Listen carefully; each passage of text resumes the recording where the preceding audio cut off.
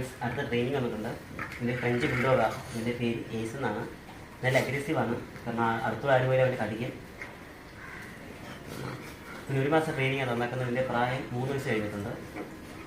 അടുത്തുള്ള ആരും പോലും കടിക്കും. നല്ല അഗ്രസീവായിട്ടുണ്ട്. ഗേറ്റിന് വഴിയൊക്കെ പോയാൽ ഭയങ്കര കൊലയും കടിയൊക്കെയാണെന്ന് പറഞ്ഞാൽ അതിന് ട്രെയിനിങ് വന്നേക്കുന്നത്.